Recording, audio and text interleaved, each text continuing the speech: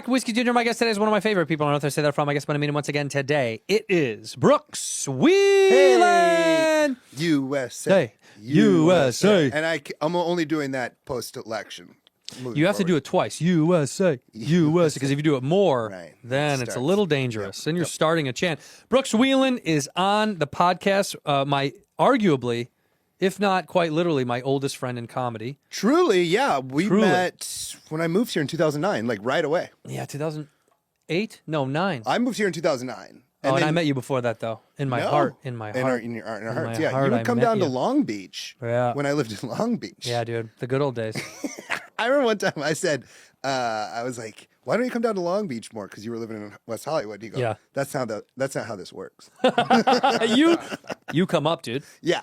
We didn't move here to live in Long Beach. No, but I did. But the reason it was so funny is because I lived in Long Beach. Like, you were on, hold on. I was on Santa Ana and 2nd, and your place was on... It was on 2nd. I don't remember 2nd, and I do, though. You do? Wait, hold on. I don't remember. I was only there a year. It was like only 4 streets away from my old spot. God, why can't I? I do see the name in my mind because I remember... I'll think of it. With an F, like a fair... Dude, I'm going to look it up, but who cares? I'm going to look it up for 2 seconds just because I want to. Anyway, we lived in Long Beach when we first started comedy, and then we grew up, and then we moved up here, and nothing really has changed. Yeah, it feels the exact same. I was working in Irvine at an engineering place while I was down there. Well, you were smart and accomplished. Not smart. Yes, no. Smart and accomplished. But so when I moved to Los Angeles from Iowa... Laverne. Yes, it was Laverne. Damn it, yeah. Laverne. I remember my old landlord's name was Betty Duckman, and she was cool. Betty Duckman? Yeah. That's such a great name. Yeah. What was Betty Duckman's vibe? What was her thing? Was she retired? She was retired. I'd write her a check. I'd walk it over. I'd put it in her mailbox. It was great. Betty Duckman rocked. Was she a solo? Was she divorced, widowed? I don't know. I didn't talk to her a lot. You really didn't dig in with Duckman? No, I just wrote her a lot of money. No, what was rent back then? Do you remember? I was a two-bedroom, 2-bathroom house with a front yard and a garage, and it was probably $1,500. It's insane. Dude, that's so funny. This is 2009. This isn't that long ago. This is 15 years ago. Now that same house is probably $5-6 grand a month in rent. And it was, I would say, it was a beach. It was a beach house. Like I would say a quarter mile from the beach. Right. It was like a bungalow beach house that you could walk to the beach. Yeah. It wasn't that bad. My rent was, me and my buddy Colin, I think each of us paid, I paid $475. I think he paid $575 because he had his own, he had his own bathroom, or his, ensuite bathroom. Yeah. I had a lot of roommates. Yeah. I had 3 roommates in 1 bathroom. Easy situation. That's rough. Easy situation. Well, here's what happened one time when I was in college. Another friend in our apartment complex came over and opened up milk and put it behind our toilet. Like hid it there. It was like this prank. And That's a bit, yeah. And then me and my roommates were so upset with each other, whoever was smelling the bathroom. Like we genuinely thought someone was doing awful things in there. We didn't think it was rotting milk for like months. Nobody cleaned, obviously. No, of course not. Nobody cleaned. I was just like, I swear to God, I opened my friend Reese's door. And I was like, what the fuck are you doing in the bathroom, man? Dude, think about and then how lazy. He woke up and he's like, what are you doing in the bathroom? It created complete dissent. Dude, how lazy are young men that they'll complain to each other before they'll even think about cleaning. What maybe is the problem? They're like, you did it, dude. You did it. And also the part when you have roommates where you're out of shampoo by so far that you're just putting water in it and then throwing that on your head because you're like, if I buy shampoo, that fucker's going to use it. That was the rule in that old house. You had to take all your stuff back to your room. I had a shower caddy. So dark. I had a shower caddy. Dude, I did. I had a shower caddy because we didn't trust each other. Because, no, you don't trust each other. Well, we were also so broke. Everyone was broke that you're like, I can't afford for you to use my shit and me get into a fight with you about me having to go buy new shit. Yeah. It's just a waste of a roommate fight. It's like, I'd rather fight with you about, hey, man, when you had those people over on Friday, like 5:30 was a little overboard. 4 o'clock would have been, can we shut it down at 4? Yeah. 5 was like, come on, dude. Like, I definitely want to go to bed. I pushed my buddy too far one time where I realized I'd taken it too far because we lived in this hallway. I'm living in Iowa City, and like you could hear me pinballing down the hall, like coming home, bumping into the walls. Yeah, at like 2:30 in the morning, and I was mad at my friend for not going out with me that night because he like had to get up early in the morning, Right. and I was just banging on his door. I was banging on his door. I was like, "Reese, you're a bitch. You don't party anymore. What happened to you?" And like I just hear, Jesus Christ! Like when you hear someone from like outside the room take their blankets off. Like I heard like, "Hush," and I was like, "Oh no!" I ran into my room and I locked my door. And he kicked my door in. Oh yeah, like just because it's a paper thin door. But he kicked it in, and I was like in bed. I was like, "I'm sorry." He's like, "I'll fucking kill you." Yeah, it was, like I was sleeping. No, that wasn't me at all. I wasn't blacked out, bumping into the walls. Yeah. The roommate life, by the way, there is a piece of me that, look, obviously we're too old, but it was kind of rad. You come home and see friends. So fun. You see friends at home. It's so fun. You come, like me and this roommate had the same deal. Whoever woke up first, they would go and get Gatorades. Huge. And you would open it for them, and you'd be like, "Here's a Gatorade for you." So sweet. Yeah, it's like best friend stuff. Yeah, you don't get that anymore. No, he just got out of it. He just got his own place, and he's 20. I'm so sorry. 5, and now this is the end of it, though.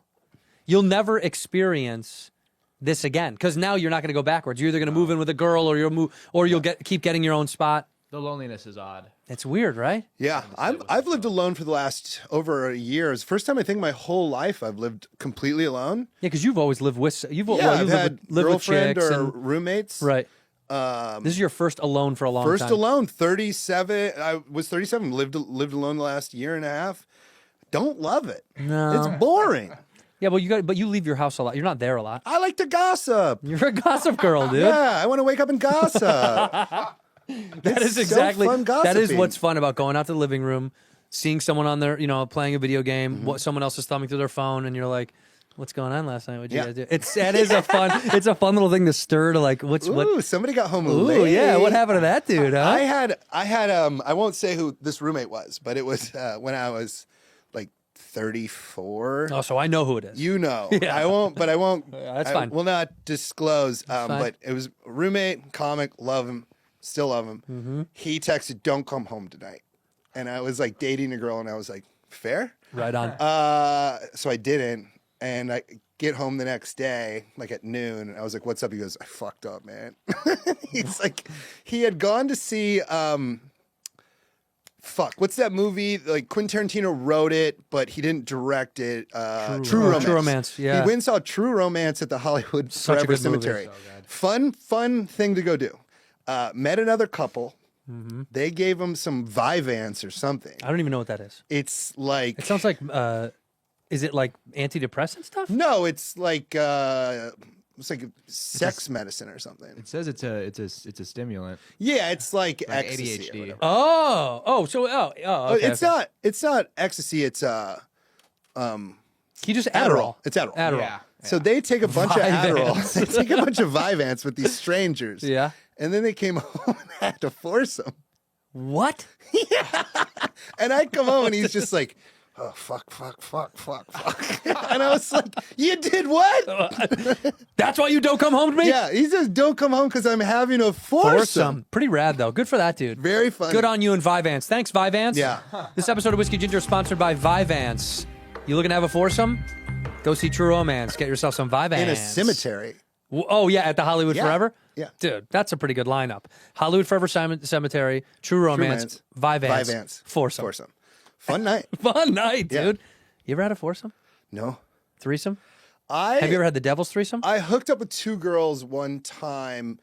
Not like we didn't have sex, but we were fooling around. Sure. And it was after I was doing the Bell House in New York, and I felt terrible afterwards. And I was like, I'm sorry. This felt like Why? Because you didn't think you did a just good job? Felt like I was like, I'm not a threesome guy. Right. And then they told me that like we came to the show with this purpose, and then I felt like I had been used. I was like, oh, I guess I'm just a piece of meat. Well, you were. Yeah. And you should be. Mm-hmm. I did the Devil's Threesome with my buddy Todd. Oh no. Yeah, it was tough. That one was pretty rough. I just turned into Pete Seeger from that Bob Dylan movie. Oh goodness. goodness gracious.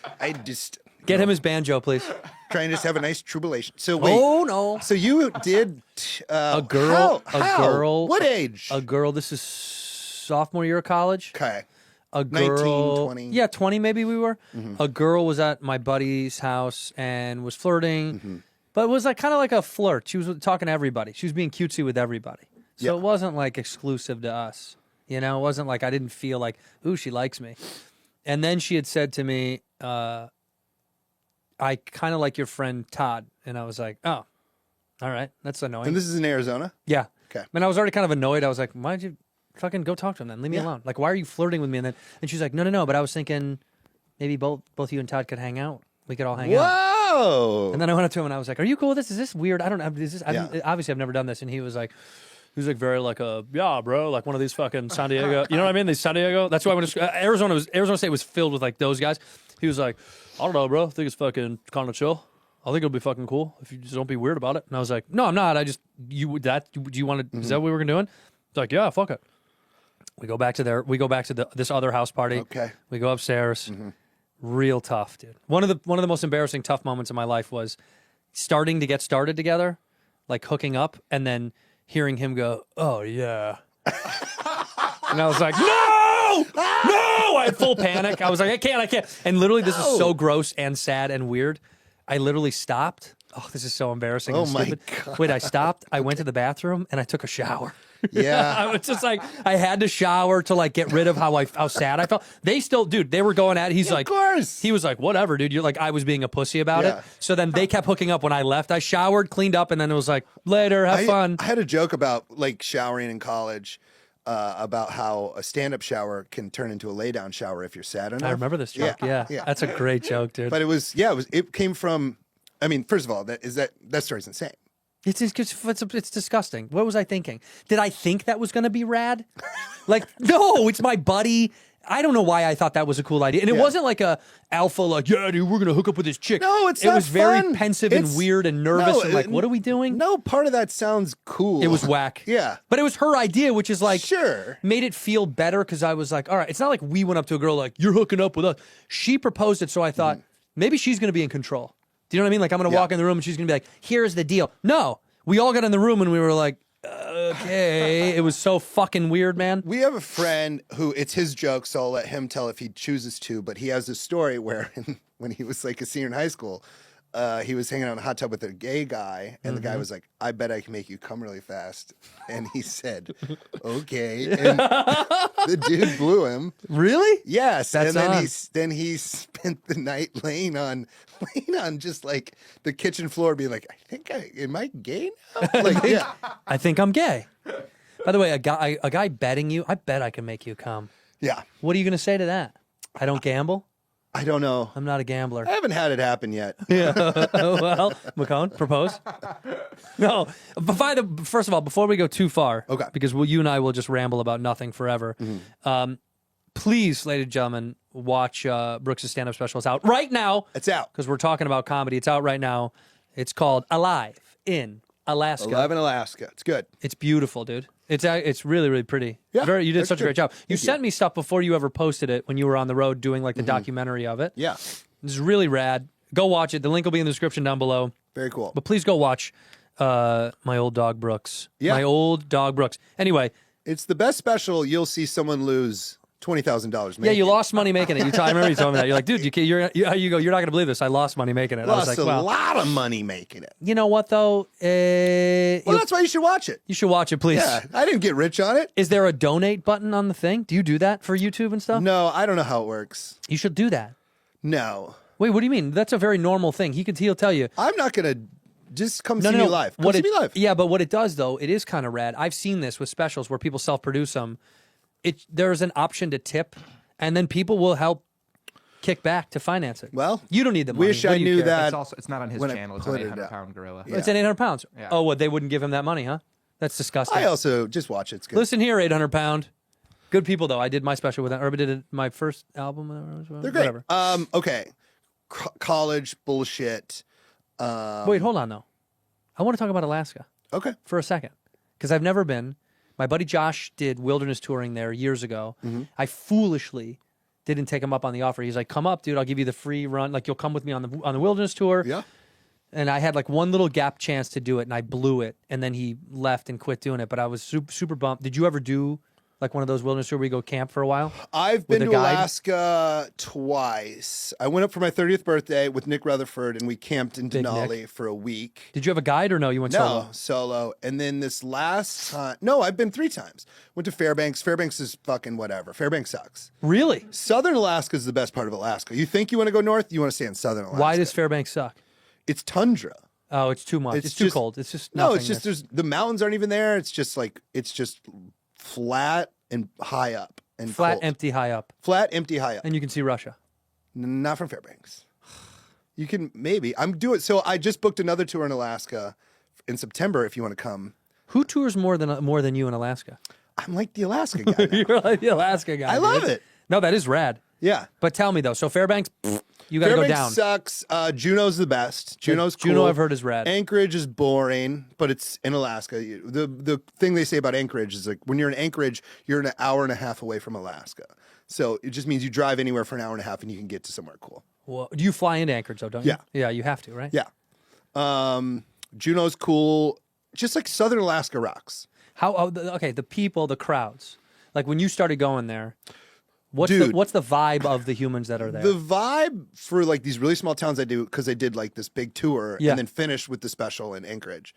But it's anytime we've ever done comedy in our whole lives, you're like, hey, if you don't want to see comedy, go to a different bar. Yeah. But I was in towns where I was like, this is the only bar. And if you don't want to see comedy, talk as loud as you want. I'm sorry, I'm in your bar. Yeah, I'm at the only bar in town, and they're telling you to be quiet, and you just got done working all day. Oof. This is on me. Yeah. Yeah. Yeah. And the promoters were like, that's kind of how it goes. Right. People there were cool, though, but they're a little like, if you're good, why are you here? Like that's interesting. Okay. That's how I felt in Iowa. Right. Like anytime anybody would come through Iowa, I'm like, must not be doing good. As if Iowa was just like an empty place in the middle of nowhere. Like, what if you must need some money? Yeah. Someone has a fucking little child support payment. Yeah. We got a lot of Did you take someone with you, by the way? No. So you cold a show? Well, it was even crazier. I had local Alaskan comics opening for me everywhere. Did you find anybody that you were like, this person's really good? Absolutely. Would you take them with you on a tour of the lower? No. No way. Yeah. All right. I like them. Not that much. Yeah. They were great for there. Well, shout out a name. Give us a name of somebody. Do you remember somebody? Ben Peterson was great. Ben Peterson. Yeah. Shout out to BP. Yeah. Justin Sands is super duper funny. No, I'm not gonna shout him out. Okay. Just Ben. No. Yeah, Ben's. I mean, there was a bunch. I did like probably 20 comics I met along the way. Wow. Yeah, it was like. But there's no comedy club. No comedy club. It's only bars and maybe a theater, a couple of theaters. One theater, the Beartooth Theater. Yeah. Right. So, but like I got there, hopped in Ben Peterson's car, drove to McCarthy. That's like an 9 hour drive. 9 hours? Yeah. McCarthy's a town of 50 people. Oh my God. 50. 50. It's just one family. It's in a guy had taken over the town. Truly. Yeah. Seriously, like, it's a small family. He's like, I'm in charge of the roads here. And they were like fighting with him, but I was doing stand up at his bar. So I had to side with the man who owned the roads. Always got to side with the man who owns the roads. Yeah. That's a key to life. Side with the man that owns the roads. And so the tour kicked off with me doing this called Last Man Standing.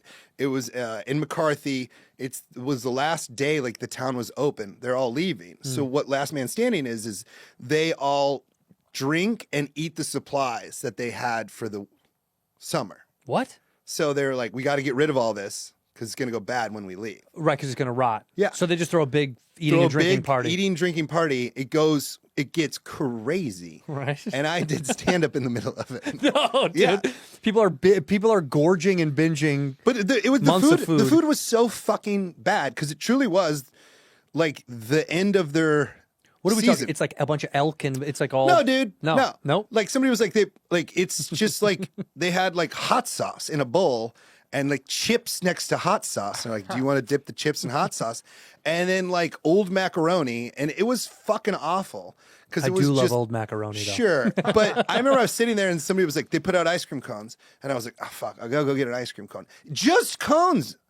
Just a cone? Just a cone. No ice cream. No ice cream. That's insane. So it was like you could eat an ice cream cone if you wanted. But it was no one creative. Did not someone make something with the stuff? I don't know, this man. would be the trick, right? Old macaroni? What do you do with old macaroni? You know. You fry it. Okay. You fry old macaroni. Look, I performed in front of a fucking buffet, man. A bad buffet. Tough, dude. And then I found out like 20 minutes in, I was like, do you guys speak English? And they didn't. It was a lot of German people. Wait, Germans? It's a national park. It's an interesting place to go. Wow. Some people ended up there. It was a wild way to start off. What did this do for your ego?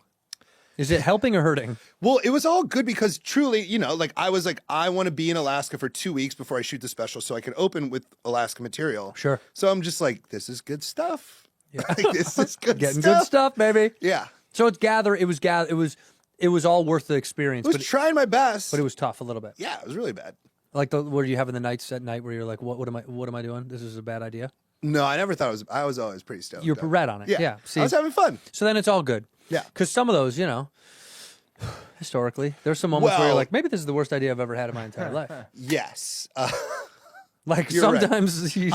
I had known how well the Anchorage shows had sold. So sure, I was so like, you were fine. We're good. Right. We're going to get there. This is just B-roll. Right. When you bolster it to something that's already done, you're like, this other shit doesn't matter. Right. It'll be fun. If it's rad, it's a bonus. If it's not, it's a wash. Yeah. And I don't really care.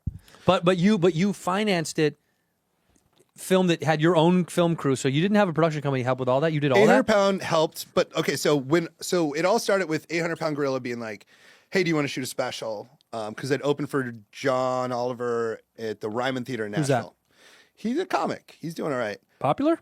No. But I was at the Ryman, and then it was good. And they were like, "Hey, do you want to shoot a special?" I was like, "I do." And they're like, "All right, which city?" And I was like, "I wanted to go to Alaska."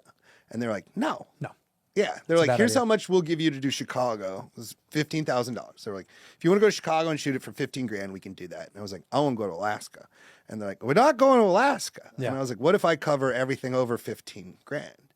And they were like, "Okay." It's on you. Yeah, they don't give a shit. So then it was like, I put in like 20 to do it. And 20 like, on top of the 15. Yeah. Mm-hmm. So it's an expensive, nice special. Dude, that's a lot of money. I mean, you double the budget. Yes. Well, what are you going to do? You'll Exactly. make it back. Sure. But so that's like how, so they were helping and they were producing, and then I was just covering extra costs. That's good. By though. going to a dumb place to do it. Yeah, but you did it your own way, which is that's the best part about it. Because then no one's going to tell you like it has to feel like this or look like this. No one's going to do that because they're like, well, it's his money. Who gives a shit? Right. Yeah. And I edited me and Martine, Say it the right way.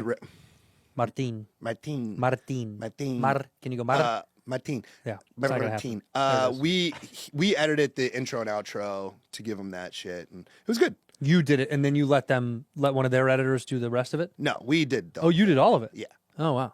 That's pretty rad. Yeah. Yeah, that's the difference in this day and age is like people, I think fans are so like smart and keen now that they know that like most of the time everybody wants to do self-funded shit because then you have all the control. Because the early days, like back in the, when we did our half hours together, it's like, you have literally zero control. In fact, I remember sitting with, I won't say her name, sitting before and them like going over your jokes. And I was like, what? I have to like tell you what I'm going to say. The half hour was like one of the most fun things. We did it together. It was awesome. But you had no control, by the way. It was like, that's their shit. But no control. But like I had just gotten done. I've just been fired off SNL. You didn't get fired. Sure. You exited. Whatever. I exited SNL. And so I was like, I didn't take the half hour too serious, but I made me I just felt like I didn't need it. Right. When in fact, I totally needed it. We absolutely needed it. Yeah. It was But very I remember important. somebody gave me this advice, like, don't, like, do 22, don't do any more, so then they can't fuck with it. Correct. And I remember I did 22 and walked off, and they're like, wish I go did. back out and do a little more. I go, no, fuck off. That was so smart, man. I wish I did that. That sucked a little bit because was only then they have control over what you leave in. Yeah, because it was only because I was like in that moment thought I was bigger than it, which I wasn't, but that was a good way to feel it. I guess you were at the time because you had just done SNL. So Yeah, I was like, I don't need to do you were a this. hot shot, baby. Yeah, I was like, I want to do an hour, and they're like, we're about to not be a network anymore. AutoZone, they bought us. I think they own us right now. I think we're going to be in the parts department. Yeah, no, it was a cool moment for our friend group. our career and our friend group. Yeah, it was kind of wild. And we stayed in the same hotel room. Yeah, I remember the night before, I closed on a joke that we had gotten stoned in my room, you, me, and Hampton, and I was doing a bit to you and Hampton, a guy who gets mad at a party and tries to storm off, but he had rollerblades on. Yeah, dude. So I was just doing it in my hotel room, like screaming at you, being like, fucking fucker, fucker. And then I closed the special with it. It was great. Yeah. When you were acting it out in the hotel room, too, the act out's the best part about it. Yeah. To watch a guy struggle to get up after he's yelled at everybody. Yeah. Kiss my ass! And then, like, just like fucking assholes, shit, man. Fuck. It's such a good bit. Yeah, it was so fun. Like, that was peak, like, being excited to do comedy. It was, well, because it was also like real TV for us. Because back then, too, getting on TV was impossible. It was like Tonight Show, maybe Conan, and then Leno was not a real thing for any of our friends. I remember the first guy I ever saw do comedy was Barry Rothbard did Leno. Oh, he did Leno. Yeah, That's and I went wild. with him, and I was like, that's Jay Leno, man. It's Jay Leno, dog. He's right there. Yeah. You could touch him. What was the first late night set you saw? Like Conan. Did you do it? Was that the first time you saw it? Was when you did it, or did No. you see Oh, somebody? the first time I went to one. Yeah. The first time I went to one was to watch. I'm trying to think of who I watched do Conan. Maybe Morin? Morin did Conan? That makes sense, because I remember when I did Conan, Brent was there. He worked at Conan. Yes. I think I went to go see him do a spot. That was my first time watching a live one. And it's so funny when back then when you go to watch it too, you know, you don't know how the ins and outs of this work. And so like I waited in the line for the audience. Yeah. And then someone had found out that I was like there because Brent had asked someone to go, and the woman was like, "What are you doing?" I was like, I thought it was go here." She's like, like so annoyed at how dumb I was. It was like, "No, you fucking guy, you're supposed to be in the thing." But I thought you sit in the audience. I was like, "Isn't that where you go?" She was like, "No, you fucking idiot, you stand backstage." So I stood and watched. Who used to do warm up? Jimmy Pardo. Pardo. Yeah. I watched Pardo light up the crowd. Those days were the best Conan days. I did Conan, and Pardo came backstage, and he was just like, not a good crowd. Like, what? Dude, don't tell me that, dude. Don't tell me that, dude. It's like, they're rough. I'm going to go home. I was like, okay. It's so funny that, and then you cracked it anyway, but sometimes that does work. Like in a bad way, I was in Vegas. I've told this dumb story, but like Joel McHale was hosting like a weekend for, oh my God, what's wrong with me? Jim Beam. And Jim Beam was like, hey, we want a bunch of comics. It was me, Gary Veter. You know Gary, right? Love Gary. The best. Alonzo Bowden and one more, and I'm forgetful. But I was like, oh, this is going to be great. Like, Gary, we're going to hang out in Vegas. This is going to be rad. We'll go get something to eat. Like, you know, they paid for this nice hotel room. And we get down there, and Joel McHale is the saddest I've ever seen anybody in my entire life. And he comes backstage, and he's like, yeah, have fun, guys. Like that. Like, yeah, enjoy. Yeah. And I was like, what's his deal, dude? He's being a real wiener about it. This is awesome. We're getting paid like $5,000. I was like, we're billionaires. Whoa. Yeah, we're billionaires. That's a lot. I was like, we're billionaires. Yeah. And Gary and I are like all amped up, and I'm like, Joel's just having a night, dude. We're going to go rip. And then we went out there. I remember I go out there, and it hit me. Jim Beam wasn't good old Southern Kentucky boys. It was bought by Suntory, the Japanese whiskey maker. Okay. Like they're a huge company. It was all Japanese men in business suits. And I'm telling my jokes to people at round tables cutting into meat. And I was like, oh, this is the saddest I think I could ever be. Not one dude, not even, some of the guys didn't even turn their shoulder to look at you. They kind of shouldered away from you even more. And I was like, right, Joel's right. This was the worst. It worked, whatever he was doing. But also, like, that's when you're new and you're like, I have to do well. Now it's nice to like be in that room and be like, well, we're all just gonna fucking eat I don't care. Yeah, I couldn't care less. Yeah, back then it was like nerve-wracking. No, you need to do well, so you get asked back. But now it's just like, if it's not going well and people are eating, you're like, all right, we'll just stand here. Right. Like, I don't... Veter did good. I ate it. And then Alonzo Bowden, of course, killed it because they were like, please stay clean, stay clean. And we did do squeaky clean. And Alonzo Bowden, obviously not going to be able to say it, but he comes out and he goes, y'all ever seen an N-word this big before? And they loved it. Of course. And I was like, look, these little Japanese guys are racist. Look at these guys. Like, they fucking lost it. They were like, they couldn't believe he would say it. I remember I was... He crushed. Alonzo crushed. Well, I mean, of course he did. I was doing the Comedy Central South Beach Festival. Oh, I remember you went to that. It was me. It went, by the way, wasn't that like 1 year it only happened? Like We it was your year? We ended it. Yeah, you started and ended it. It was me, Chris Stefano, Sean Donnelly, and Michael Che. And those DeStefano. And with your powers combined, you can end any festival. Sean Donnelly, New York guys, ready for anything. I come out, my little LA attitude, like, hey, we're just going to work through it. It was in an outdoor venue in like, it wasn't even in a theater. It was free comedy at like 2 in Miami. Oh, gross. Who's going to that? I'll tell you who came on. A homeless woman fought me on stage. She came up and she was like, "What is this?" And I was like, "How are you?" And then she like punched me. Not good. Yeah. I'm in Miami. But then Che and DeStefano go up, fucking laser. They did well. And I'm like, what the heck? They had the thing. Yeah. Yeah, because they're used to the chaos. Exactly. Yeah, I was they just had like, it. don't you guys want to see me read out of my notebook a little bit? Yeah. In here, we pour whiskey. This episode of Whiskey Ginger is brought to you by Squarespace. Squarespace is the all-in-one website platform designed to help you stand out and succeed online. Whether you're just starting out or scaling your business, Squarespace gives you everything you need to remain your king of your domain. Showcase your offerings with a professional website, grow your brand, get paid all in one place. Squarespace is phenomenal. If you never used it before, you don't know what you're missing. I've created so many websites over the years.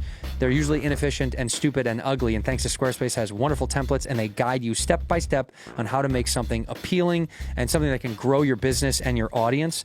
The best part is they have cutting edge design and these SEO tools. These integrated Squarespace SEO tools are going to help you, your website become optimized and indexed with meta descriptions. So an auto-generated sitemap and much more. This way you show up many more times, more often when people are looking for you. Even if they're not looking for you, might just pop up. They really do a great job over there. They have a donation station. They also have videos, a video platform where you can be promoting your own content or whatever you're selling or whatever you're making, whatever you're offering.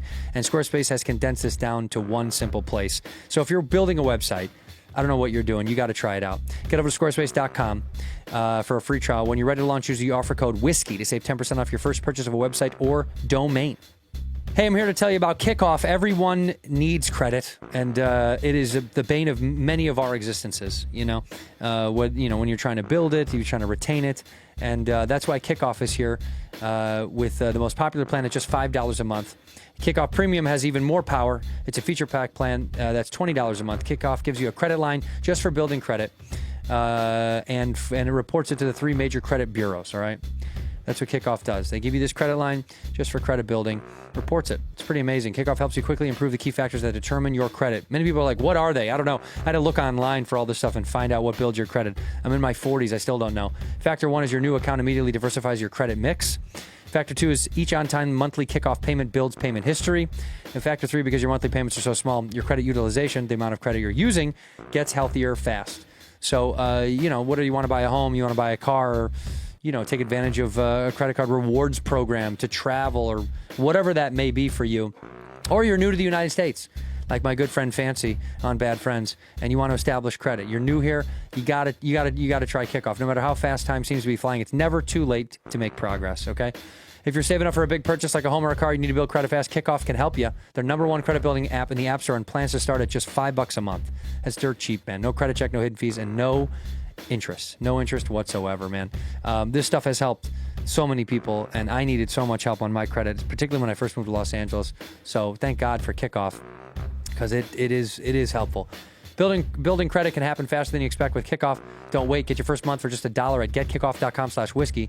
That's Kickoff without the C. It's 80% off at getkickoff, KIKOFF.com/whiskey. Must sign up at getkickoff.com/whiskey to activate offer. Offer applies to new customers, first month only, subject to approval. Offer subject to change. Terms and conditions may apply. Point stat based on Equifax Vantage Score 3.0. Changes for Kickoff users starting under 600 who made their first on-time payment between January 2021 and March 2024. Payment and credit activity outside of Kickoff can have an impact on your credit. Individual results may vary. Ginger. I like gingers. You miss New York at all? I'm there a lot, actually. You'll never move, though. Never, ever again moving back to New York What's the City. quote? I quote you a lot. What's the quote? Oh, it's a city that broke my brain. City that broke my brain. Yeah. Whenever somebody asks me about New York, I go, it's a city that broke Brooks' brain. It did. It destroyed me. It was awesome to watch. I moved there. It was a firework. Feeling pretty good. Yeah, feeling really good. Came back and was like, I gotta go to therapy now. Yep, Yeah. you did. Yeah. But by the way, too, coming to see you at SNL, you have, to this day, the funniest headshot photo on the wall at SNL. It's Okay. the most un-Brooks No, it sucked. It's such a shitty. Look at this shitty photo of you. It sucked. Because you're a handsome, good-looking dude. No, but they no, like you're a cute boy. They like airbrushed it me, looks man. so dumb. It looked like whenever I walk by it, I was always like, "That's not Brooks. I know Brooks." Dude, seriously, so the first time I ever saw it was the first episode of SNL where they showed. Yeah, you know, yeah. You always like, I think of like, you know, Sandler and Farley when they would be like, Chris Farley, and he's like drinking at a bar, and I was like, that's so cool. You know, it's like a little bit who you are. And then for me, it was just a still shot of like a Men's Warehouse. Yeah, dude. Photo. It looks like a Joseph A. Bank commercial. So like, straight up. So when they were like, I was with Beck Bennett and Kyle Mooney. We were in our dressing room, and they're like, here's the first episode. We hadn't seen this. We never. The guys yelling our name. And we're like, oh, cool, let's watch. And they're like, cool. And then I saw mine. I go, fuck!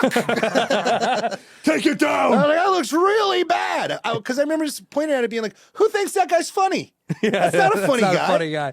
Well, it just doesn't look like you. It's a funny thing when the business tries to like package what they already have. They're like, you already proved yourself. And then they try to do something with it. And you're like, just show me the way I am. I remember, so I was 26 when I got it. And I remember when they were doing those photo shoots, they were like, this is the new Jason Sudeikis. Because he had just left. Oh, right. And I'm like, that guy's like 35, man. That guy, like, or however he was. Right, you know, I'm like, I'm a 26-year-old, very nervous guy. Right. Yeah. I'm like, I don't have like the dad of the group energy right now. The dad of the group. No, you yeah. didn't. They were like, you should be You like. had the beaten stepson.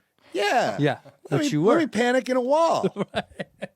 Dude, whenever I hear a story, by the way, about like brothers and families fighting, especially because like Bobby always tells stories about his dad and stuff. Yeah. I always think of you and your fucking brothers and like the nonsense of your world. They're crazy. They're good. They're good now. How are they? Everything's okay? Yeah. My mom, I was just home recently. I was just home. Because your nephews are how old? So my nephews are exactly the same spaced out as me and my brothers. They're like, I don't know, 15, 13, and 9. Wow. And my grandmother passed away in November, so I went home and I was with them. It's okay. So let's clap for a second for his grandmother. She's gone. Shout out to Shirley. Shout out to Shirley. Yeah. So we drive from Des Moines to Clinton, and they're really cool. They're really nice in the back because they're just like, you know, on their iPads and shit. I was just gonna say they're in digital world. Right. And then my mom was like, they fight a little bit. I'm like, not like us. And she was like, you didn't fight. And I was like, there was a game we played in the back seat where the seat buckle was a snake and it bit knees. Like if you fell asleep, the snake bit your knee. Yeah, you got a snake bite. It's just the meanest jab your knee with the seat buckle. And she was like, it was fun. I'm like, it wasn't fun. No, it's terror. Yeah. That's so much. That's just all this. Why do you think I'm like this now? Because of the snake bites in the back of the Oldsmobile. Yes. Or did you ever do the turn the lights off and run at each other? Do you know this game? No. Dude.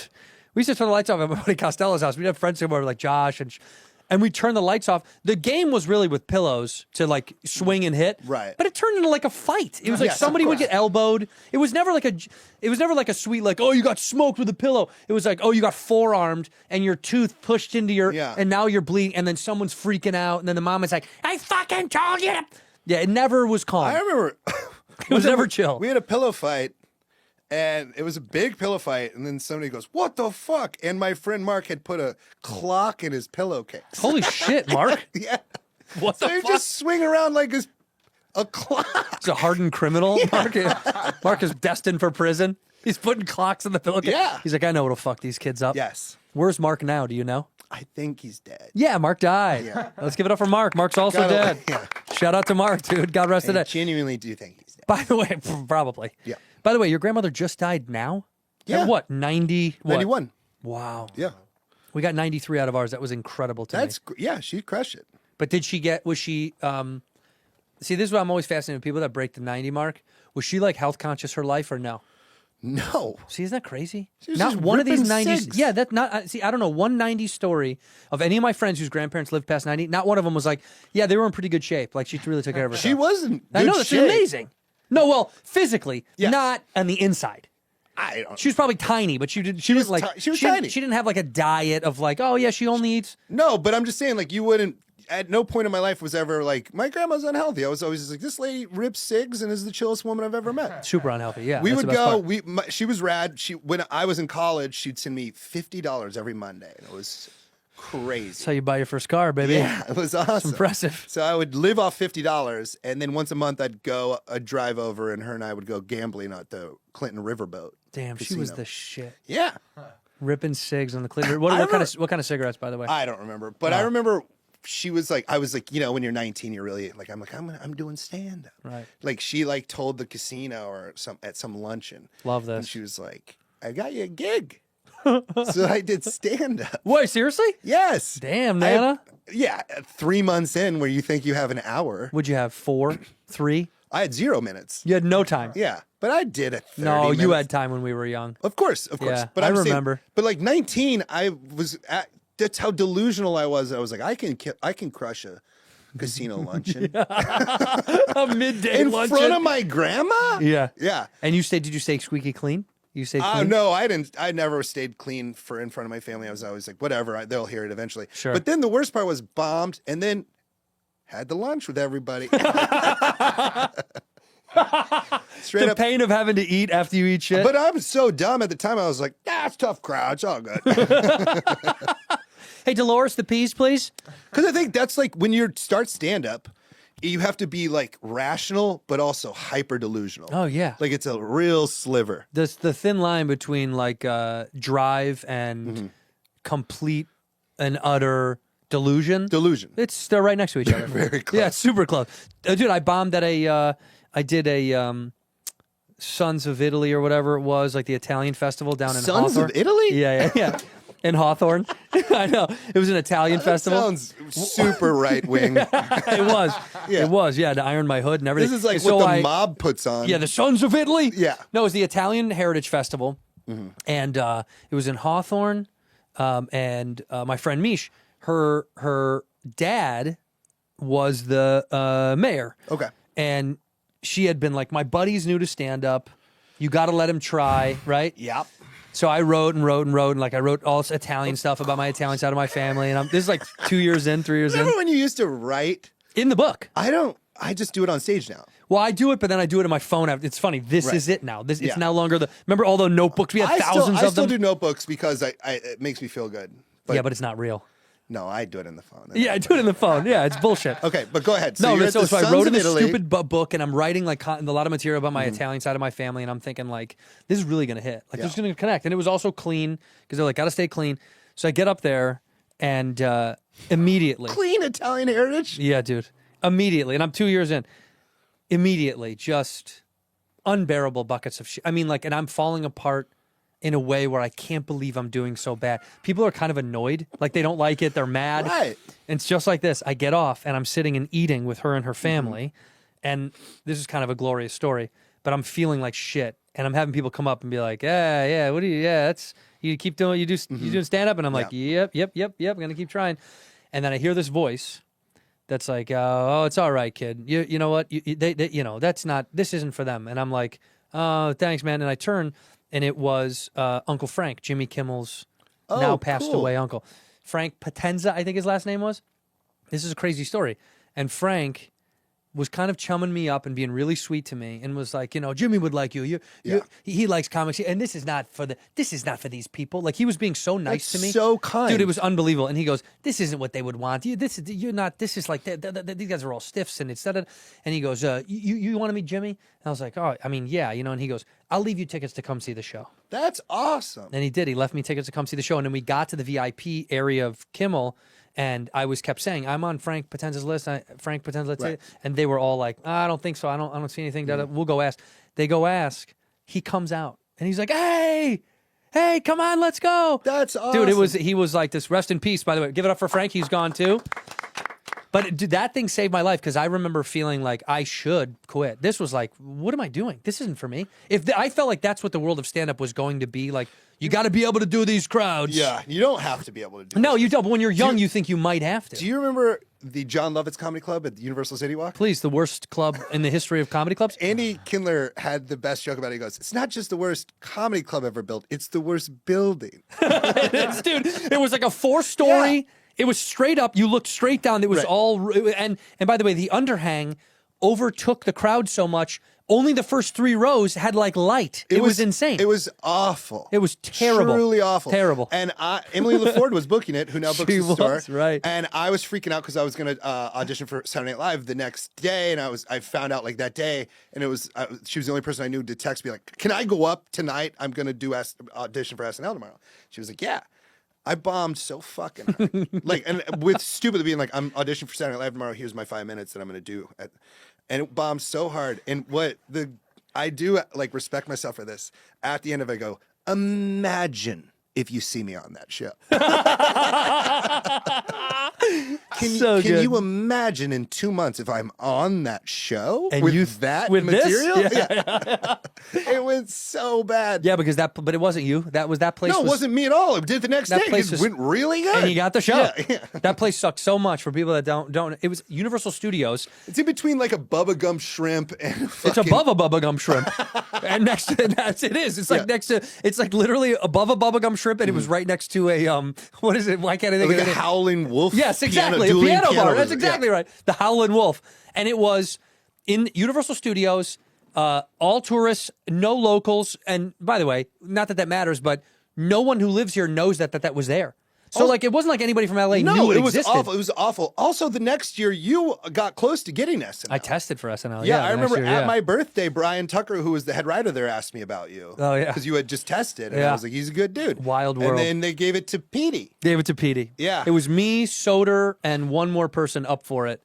And then they gave it to Pete. Well, Pete, well deserved. I've talked about that on the show. I always thought that was funny when Lauren was like, because I was 30 at the time. You were 20. I was 27. Yeah, it would have been my 28th birthday. Yeah, I was 30. Yeah, and I remember Lauren flew me back to New York after flying me to LA after I already auditioned, and I thought, oh, they fly me back? It was pretty good. That's fucking. And they flew me back, and I was like, what's going on? And he's like, you're not the puzzle piece I'm looking for. And what? I was like, he had a meeting to tell you you're not on? Oh, yeah, I thought I told you that. No. Oh, I went back to go. They're like, go have Lauren wants to like have a meeting with you. It was supposed to be like a lunch or something. Crazy move. It was hilarious though. In retrospect, I actually thought it was kind of tight because it was like, no, it's like actually nice. But I'm like, if you're going to have a meeting with the dude, you think it's probably good news for sure. Also, it would have been just keep me in New York.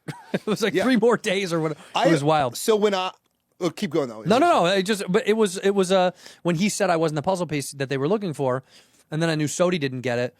I was like, man, what the fuck? Who'd they pick over? Because I thought. And we'd known Pete. We did Montreal with Pete. Yeah. Like we did all the things together. We did Montreal together. Half hour together.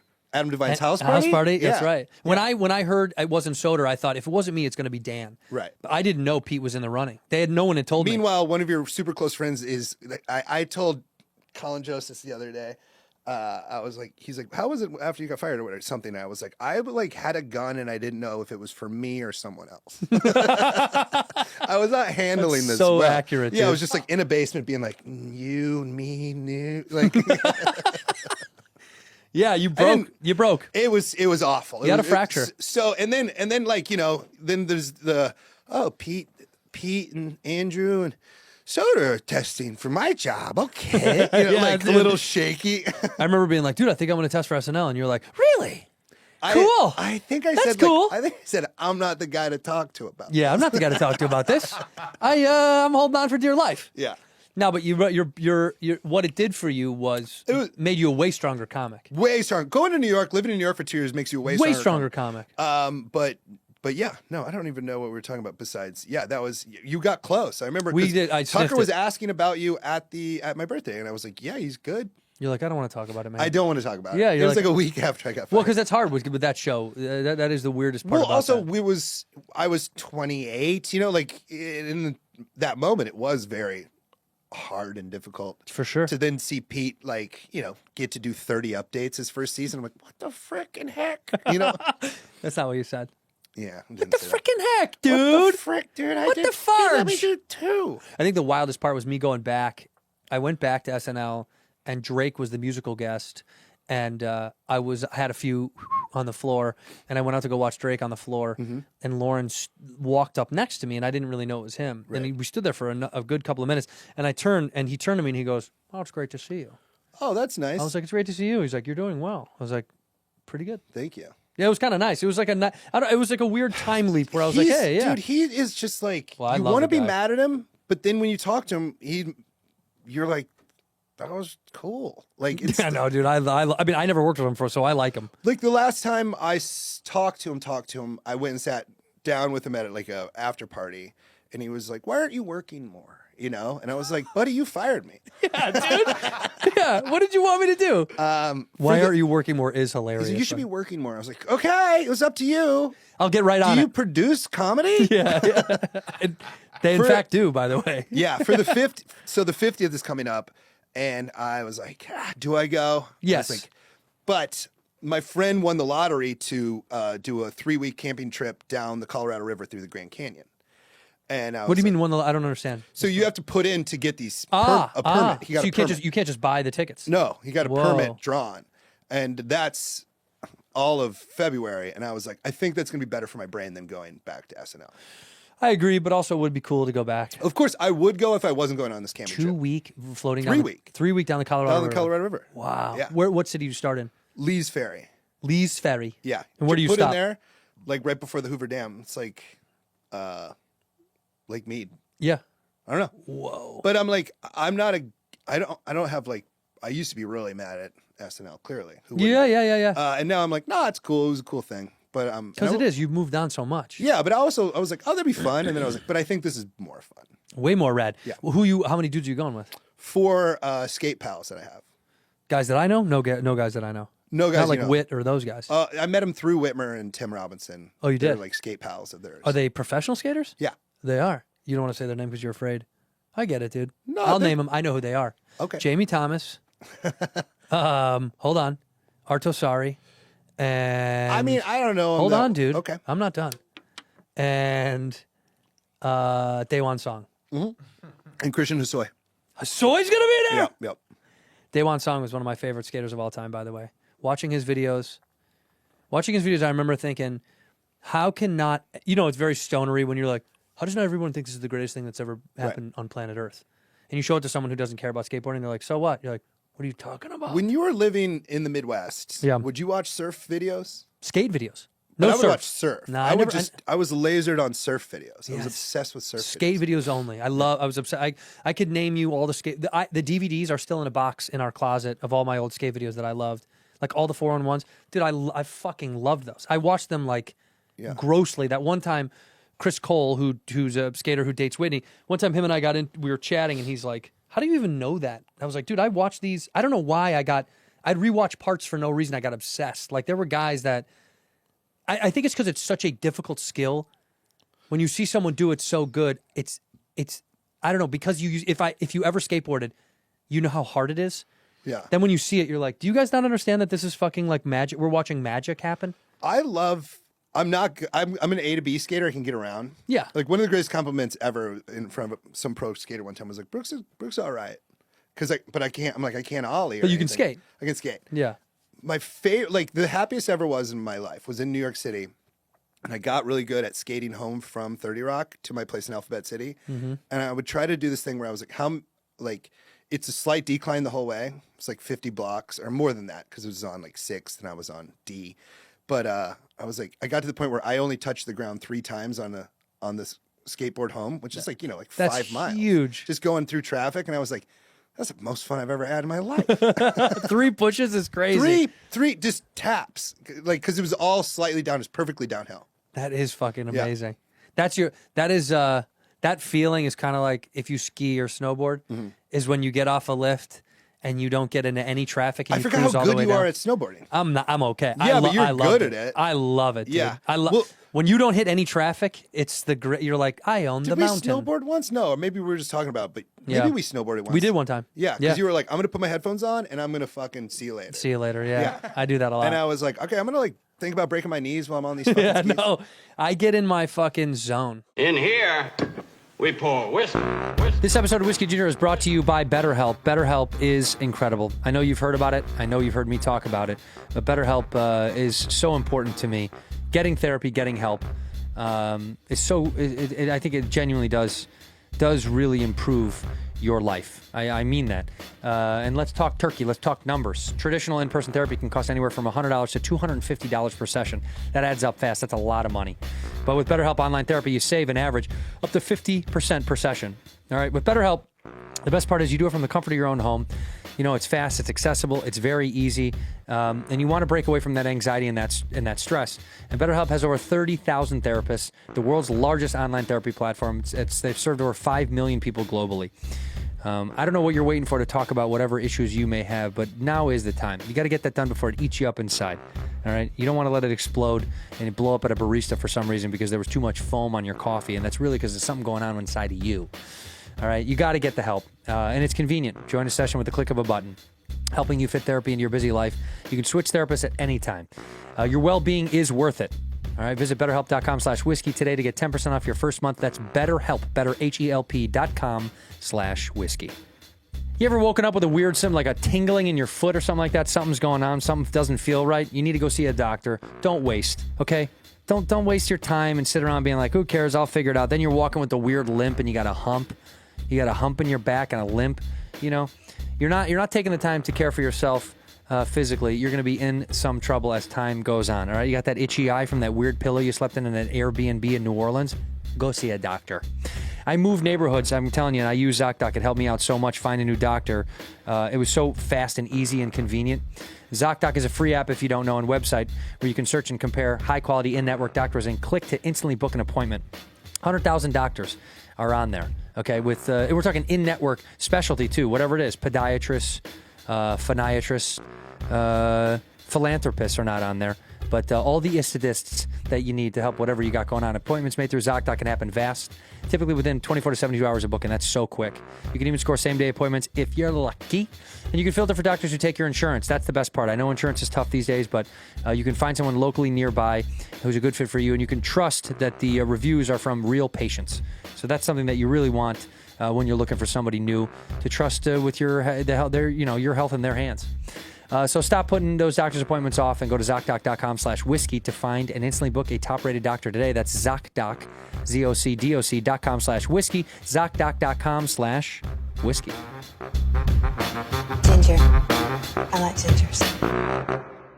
Coolest you've ever felt. Okay, coolest you've ever felt like going to work. Like for me, it was straight up going to do a weekend update, putting on my Beats by Dre. Hell yeah. Skateboarding in New York, like at 11 in the morning, skating to 30 Rock, being like, I'm fucking going to do update today. Like, it was really cool. That is so it was cool. a genuinely cool, like, I would never make fun of me for thinking that was cool because it was cool in the moment. So rad. What about you? God, what's my coolest work moment? Probably like calling my parents when I did Curb because I was so excited to work with Larry that I thought that was like the coolest day on earth. That I was like, because my parents didn't really get it, but they were excited for me. I was like, you guys don't get it. Right. Because they were like, you've been on TV. And you're like, no, this is not like this. I remember when you were on the first Arrested Development, the reboot of Arrested Development. The reboot. I thought that was so sick. That was rad too. I was beyond nervous. Bateman was very nice to me. Very, very nice to me.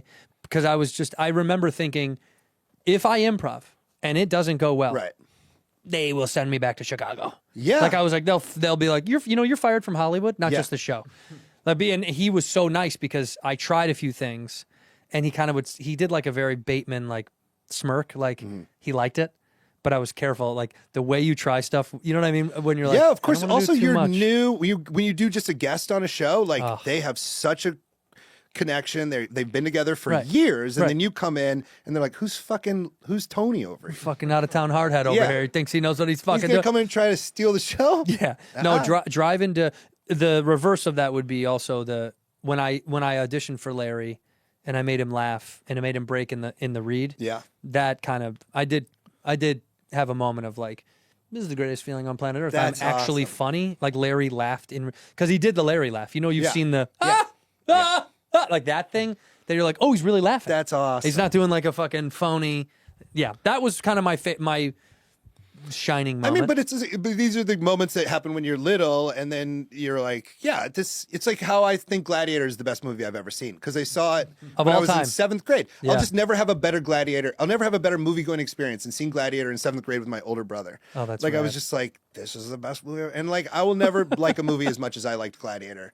No, that's so true. That's so funny. Like Batman in the theater to me, I was like, now there's a billion Batmans, but it's like I remember seeing Batman being like, okay, coolest thing that's ever happened of all time. And now if I go see a movie, I'm like, it was pretty good. Yes, everything is pretty good. You're like, yeah, it's pretty good. I just wrote this down. I don't know if there's a joke here, but my dad fell asleep taking us to see Jurassic Park in 1993. Yeah. And he still claims it's because it's boring. He won't be like, no, I was just tired. I was a dad. And it wasn't good. He's like, nah, it's a boring movie. I'm like, Jurassic Park's boring, Jim? Oh, did you like the dinosaurs? That impressed you? You're like, And it was, this is the first time they ever did the dinosaurs like that. But also first time anything ever looked anything like that. It was incredible. Yeah, and he's like, nah, it's not for me. It's like when your dad first saw Star Wars, he was like, I don't know, space, kind of gay. You're like, what? This is crazy. Yeah. I only fell asleep. I've only left or fallen asleep in one film. And it was, this is heartbreaking because I love both of these guys. Will Ferrell and John C. Reilly's Step Brothers? No, the Sherlock Holmes. Well, that's fine. Yeah. Dude, but it killed me because I thought both of these guys are the kings. Yeah. And I literally was dozing off, and I was like dozing off, and I caught myself. I turned to my right. My dad, it was back home.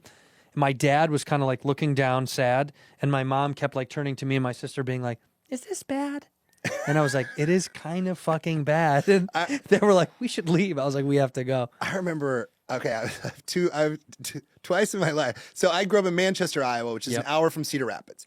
And so if we want to see a movie, you had to go drive an hour. It's a big deal. Yes. And so 2 times everyone wanted to see a movie, and I said, no, I want to see this movie. And I went and watched a different movie alone. Oh, wow. The first one was everyone would see Forrest Gump in my family.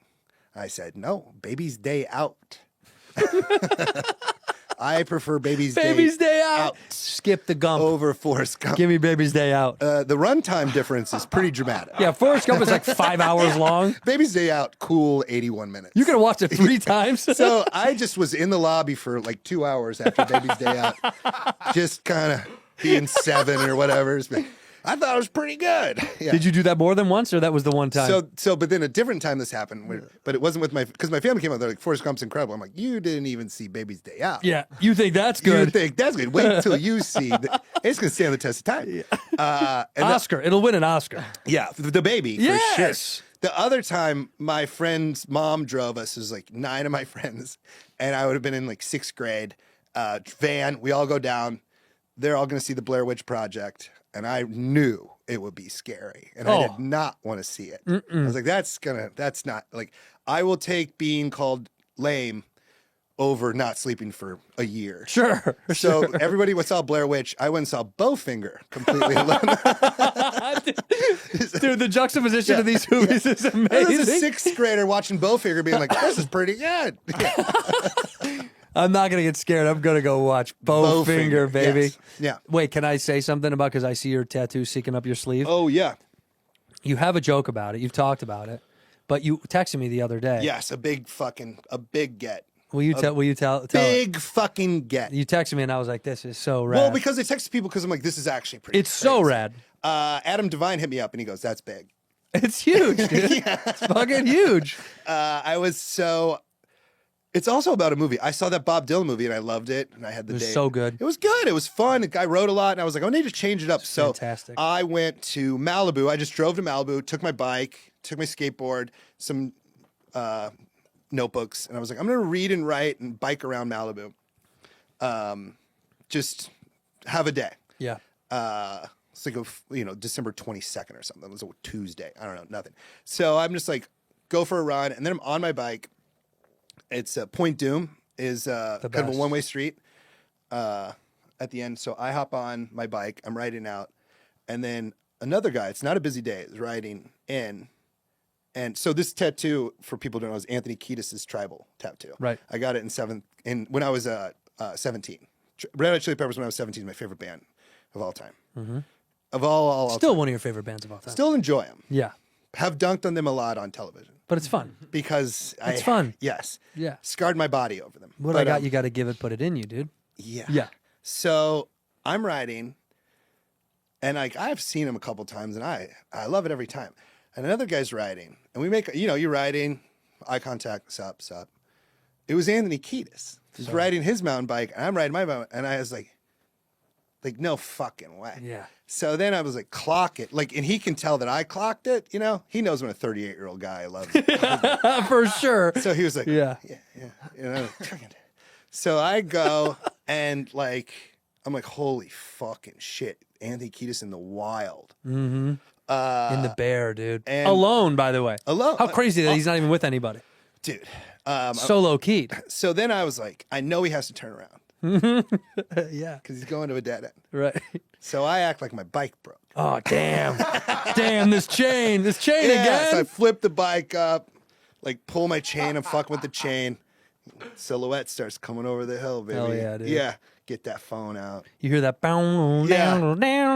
Get the phone, like straight up, like he's right there. He can tell that I'm about to take a photo of him. 100%. He takes arms off, crosses, like looks cool as fuck. For sure. I'll show you the Send photo. you the photo so we can show the audience. Yeah. And He's like, looking like you would think Anthony Kiedis would look on a mountain bike in Malibu. it's the only silhouette you'll ever see and be like, that is Anthony Kiedis.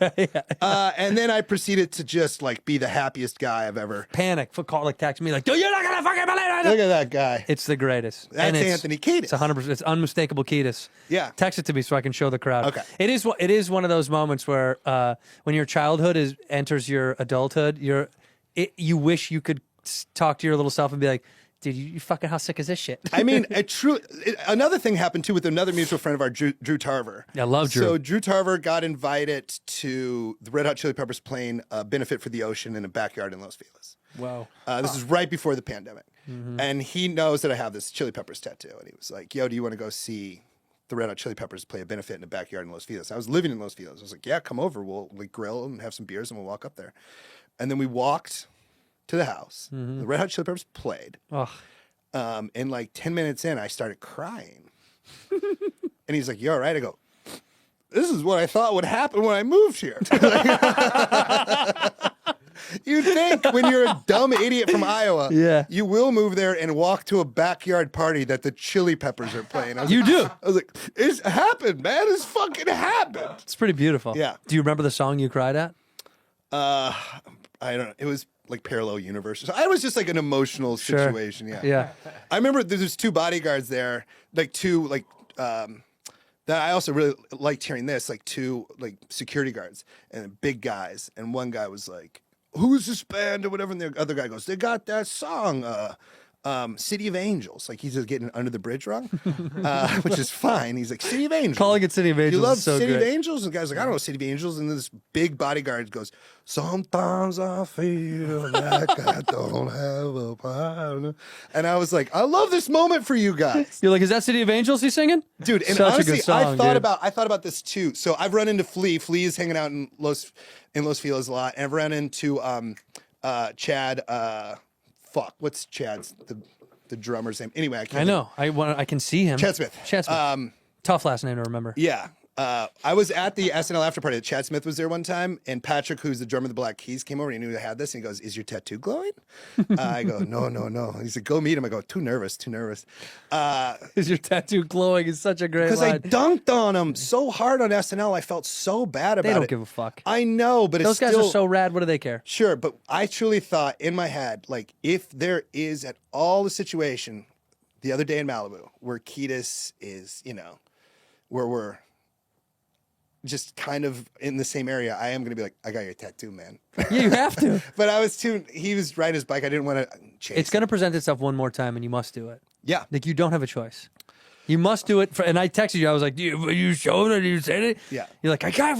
I can't. Yeah. But you have to, dude. Well, he was going this way, and then I was like, he can't follow him. You go, excuse me. Check it out. Imagine him stopping me like, what's up, dude? No, thank you. Yeah.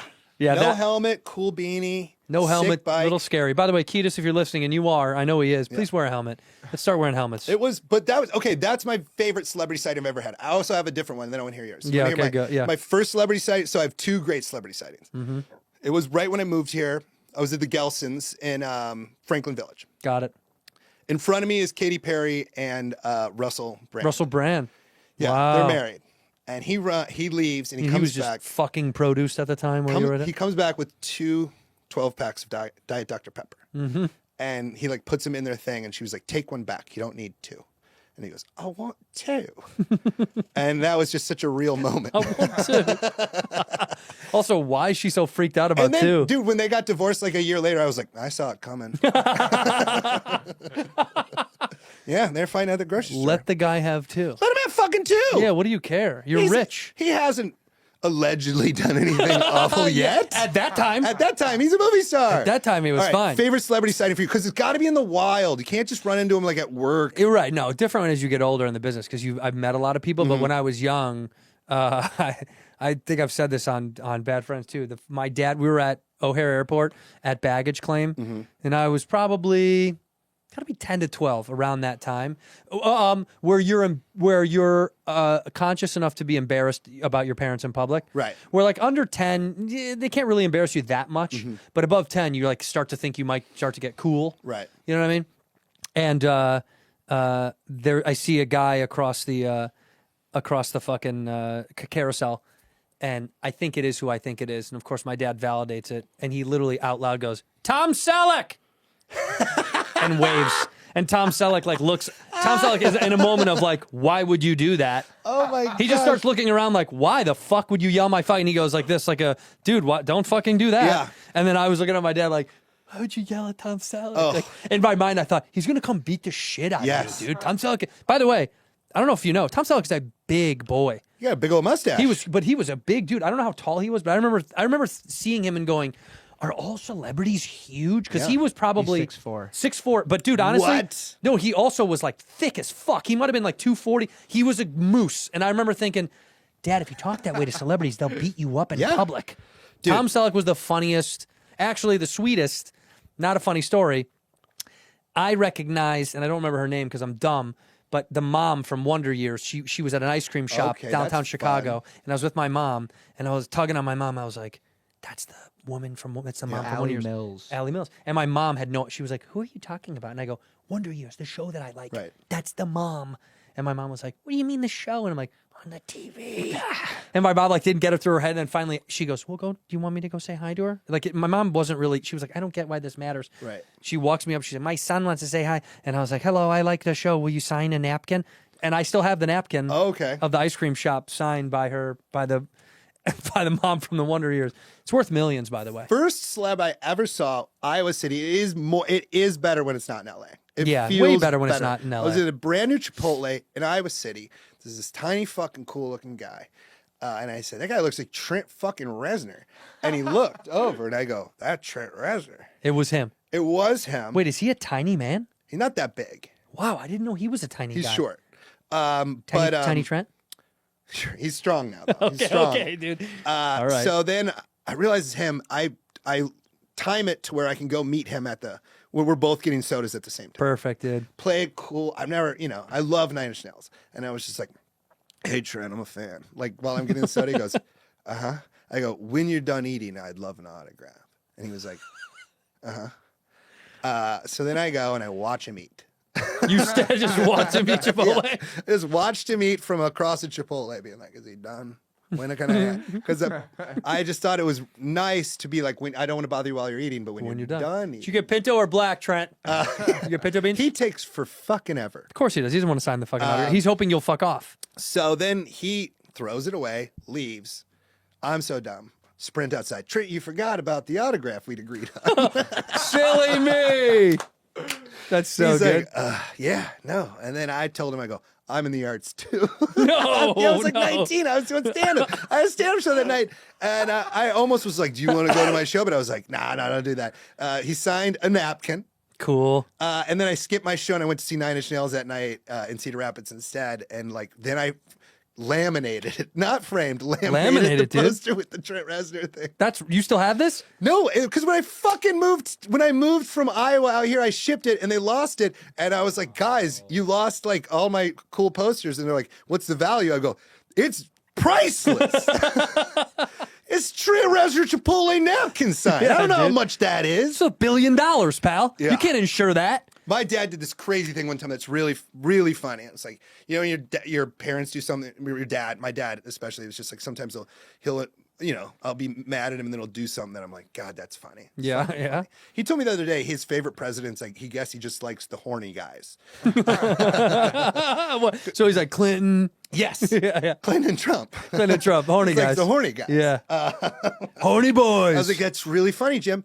That's a great shirt, by the way. Horny boys. I like Just the Clinton horny and Trump. guys. We lived next to the Field of Dreams. Right, that's right. And they would have, like build houses next to the Field of Dreams. And when I say build houses, I mean got yelled at while I Correct. got fired from a construction job. But they had this like Hall of Fame night at the Field of Dreams. And it was like, in the 90s when baseball players weren't rich afterwards and they had to go do shit. Yeah, they go to work. Yeah. It's So crazy. all these fucking Hall of Famers come. My dad's favorite baseball player is George Brett. He likes, because George Brett fights people. He does. Yeah. Yeah, he My was the dad man. likes George Brett and Tony Stewart. These guys are psychos. Yeah. So he buys, at the end, he gets drunk enough to where he bought George Brett's game-worn jersey. Holy shit. Yeah.